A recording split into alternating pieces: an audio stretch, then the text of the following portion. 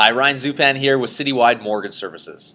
This video is a part of our series on what you want to look for when you're shopping for a mortgage. And today we're going to talk about mortgage penalties. Mortgage penalties, without question, can have the largest impact on how much your mortgage is going to cost you.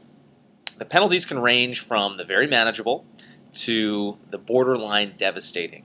And some of you have probably heard, news reports or heard horror stories of people getting hit with penalties of $20,000, $30,000. I can tell you these stories are 100% true. And this is exactly why you want to pay attention to what kind of mortgage you're signing up for. So for this video, we're going to talk primarily about fixed rate penalties, because the reason being that with most variables, the penalty is just going to be 3 months of interest. So whatever you pay each month in interest, you multiply that by 3.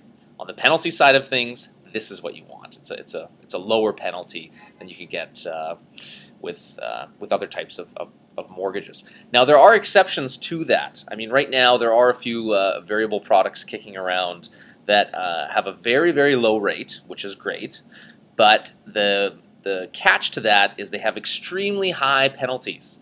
For these products kicking around, the penalty is 3% of the mortgage balance. So do the math. If you have a $400,000 mortgage, the penalty is going to be $12,000, which on the variable side of things is huge, especially when you compare that to what you're potentially saving by going with the lower rate. To give you an idea, on a $400,000 mortgage, the difference between 0.05%, so let's say 2.3% and 2.35%, the difference is around $10 a month. So it's not huge.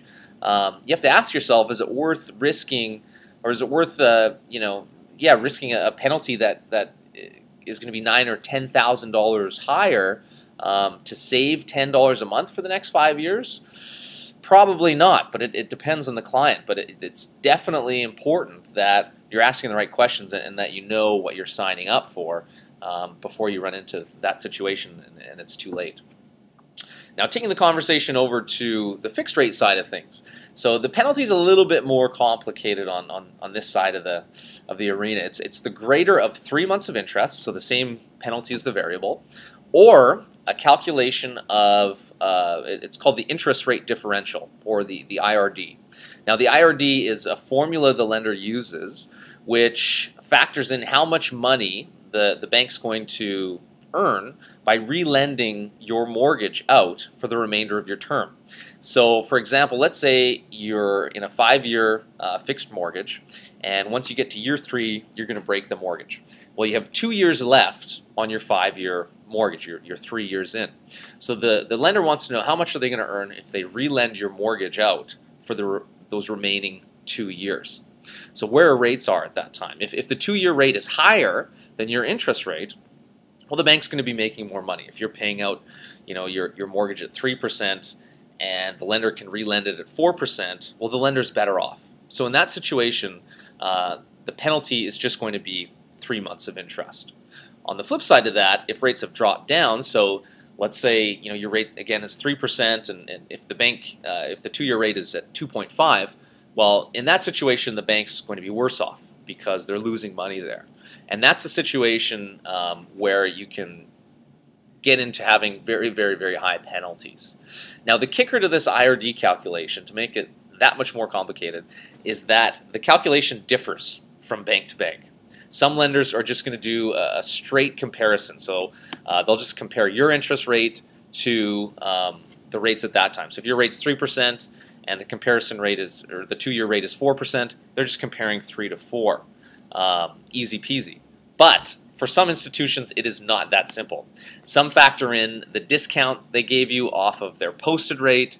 Some factor in, some base the comparison rate off the corresponding bond yield. There are a lot of little differences in how this calculation, or how the bank's going to use that calculation, and these differences can cause your penalty to vary to a very large degree. So it's definitely important that you know which or what you're signing up for before you sign. By no means am I trying to dissuade you from going with a fixed rate mortgage. I mean, there are a lot of advantages of going fixed, and for a lot of borrowers, it's a great fit and the right fit. But really, my point with all this is know what you're signing up for. A mortgage is more than interest rate. Don't just look at interest rate.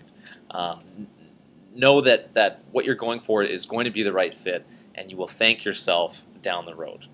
I'm Ryan with the Citywide Mortgage Services. Please contact me. I'd be happy to go over the different mortgage penalty products out there, or the different penalty products out there, and what that penalty is going to mean to you. Thanks, and have a nice day.